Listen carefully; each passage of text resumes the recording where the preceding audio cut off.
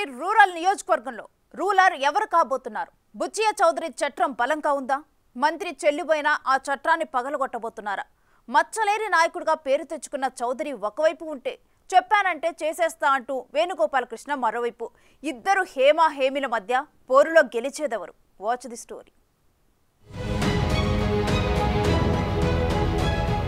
సాధారణంగా అభ్యర్థుల గెలుపోటముల్ని పార్టీలే నిర్ణయిస్తాయి.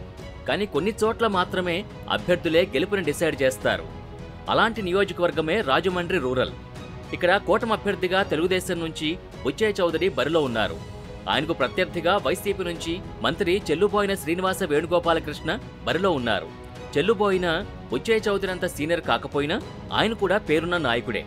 బుచ్చయ్య చౌదరి ప్రస్తుతం సిట్టింగ్ ఎమ్మెల్యేగా ఉన్నారు. 2019లో ఫ్యాన్ హవా నడిచిన రూరల్లో మాత్రం గెలిచి నిలిచారు. మామూలుగానే రాజమండ్రి అర్బన్తో పాటు రాజమండ్రి రూరల్ తెలుగుదేశం పార్టీకి కంచుకొట్టగా చెబుతారు. గతంలో ఇక్కడి నుంచి వైసీపీ అభ్యర్థిగా ఆకుల వీర్రాజు పోటీ చేశారు. అయితే ఈసారి సీటు ఆయనకి ఇవ్వకుండా మంత్రి వేణుగోపాలకృష్ణకు కేటాయించారు. సీటు కన్ఫర్మ్ అయ్యాక చెల్లుబోయిన గ్రౌండ్ వర్క్ స్టార్ట్ చేసి క్యాడర్కు దగ్గరయ్యే ప్రయత్నాలు చేసుకున్నారు. రాజమండ్రి రూరల్లో బుచ్చయ్య చౌదరికి మంచి పట్టు ఉంది అనడంలో ఎలాంటి సందేహం లేదు. ఇప్పటికే 6 సార్లు ఎమ్మెల్యేగా గెలిచిన అనుభవం ఆయనకుంది. గ్రామీణ స్థాయిలో టీడీపీ క్యాడర్తో పాటు బుచ్చయ్య కోసం వ్యక్తిగతంగా పనిచేసేవారు ఉన్నారు. ఆ బలాన్ని చూస్తే కూటమి ఇక్కడి సీటు కేటాయించింది. లేకుంటే ఇక్కడి నుంచి జనసేన అభ్యర్థిగా కందుల దుర్గేష్ బరిలో ఉండాల్సి ఉంది. ఇక్కడ సీటు దక్కించుకునేందుకు దుర్గేష్ చాలా పట్టుబట్టారు. జనసేన కార్యకర్తలు పెద్ద ఎత్తున ఆందోళనలు కూడా చేశారు. అయినా జనసేన అధ్యక్షుడు పవన్ కళ్యాణ్, టీడీపీ అధినేత చంద్రబాబు తమ నిర్ణయాన్ని మార్చుకోలేదు. ఎట్టి పరిస్థితుల్లోనూ ఇక్కడి నుంచి బుచ్చయ్య చౌదరినే బరిలో ఉంచాలని నిర్ణయించారు. హంగు ఆర్భాటాలు లేకుండా చాప కింద నీరులా పనిచేసుకోవడం బుచ్చయ్య మార్క్ అనేది రాజకీయ విశ్లేషకుల మాట. రాజమండ్రి రూరల్ నుంచి వైసీపీ అభ్యర్థిగా మంత్రి వేణు బరిలో ఉన్నారు. ఆయనకు మంచి మాటగారిగా పేరుంది. అయినా స్థానికంగా జనంలోకి వెళ్లలేకపోయారనే అభిప్రాయాలు వినిపిస్తున్నాయి. గతంలో రామచంద్రాపురం నుంచి పోటీ చేసి గెలిచారు.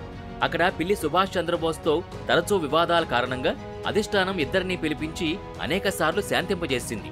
తన కుమారుడికి సీట్ ఇవ్వకపోతే పార్టీ నుంచి బయటకు వెళ్లిపోతానంటూ పిల్లి సుభాష్ చంద్రబోస్ గట్టిగా పట్టుబట్టడంతో వేణువుని మరో చోటకు పంపించాల్సి వచ్చిందని ఆ పార్టీ నేతలే చెప్పుకుంటున్నారు. వైసీపీ ఆవిర్భావం నుంచి జగన్ వెంటే ఉన్న బోసుకే ప్రాధాన్యత ఇచ్చిన అధినేత వేణువుని రాజమండ్రి రూరల్ నుంచి పోటీకి దించారు.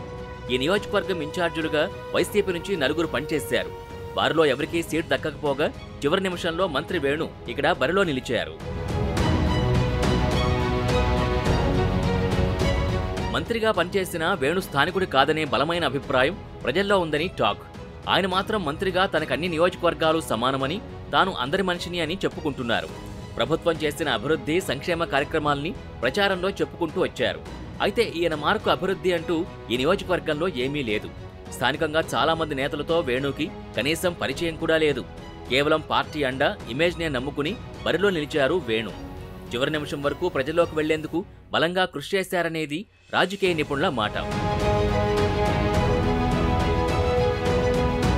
రాజకీయాల్లో గెలుపోటములు సహజం. కానీ తనకున్న అంగబలం, అర్థబలం సమర్థంగా ఉపయోగించుకున్నప్పుడే విజయం వరిస్తుంది. ఆ విషయంలో బుచ్చయ్య చౌదరి, వేణుగోపాలకృష్ణ ఇద్దరూ సమానులే. ఇలాంటి పరిస్థితుల్లో ఇక్కడి ప్రజలు ఎవరికి పట్టం కట్టారో తెలుసుకోవాలంటే మరికొన్ని రోజులు వేచి చూడాల్సిందే.